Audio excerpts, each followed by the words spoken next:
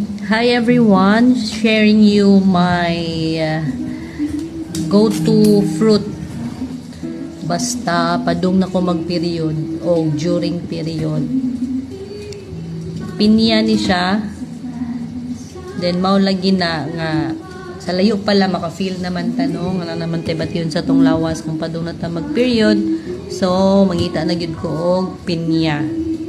Ano man tod no nganong pinya kay ako man ning gi-search kung unsa gyud ang makatabang aning cramps kay usahay mataymi bitaw nga na kay work na kay lakon kapoy kaayos lawas.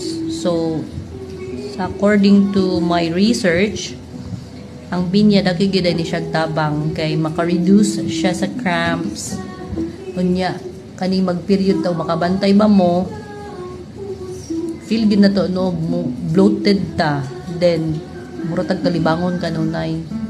So ang kaning pinya makalasan gyud siya sa bloating a feeling unya maka-improve pa gyud sa digestion and pag gyud maka pa-boost pa gyud siya sa imong mood and energy. So medyo daghan-daghan kag mabuhat bisag period nimo dili magsakit imong puson kaayo. So kaya ra gyud nimo maglaba, mag-exercise. Then siguro depende gihapon sa lawas no, pamation gihapon nimo kay usahay man gyud na panahon pud ganahan ta magsigigda. Then akong na-observe kay medyo taud-taod naman gyud din akong ginabuhat murag mo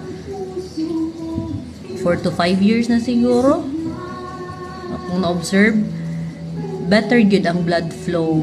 So sa ilang gitawag nga ilang gingon nga mag-apol-apol tagsa lang gyud na ako ma-experience kay kasagaran gyud sa akong period kan gyud siya inut kay siya flow nya dili siya magtibog-ol and maka-help po din nato siya sa hydration.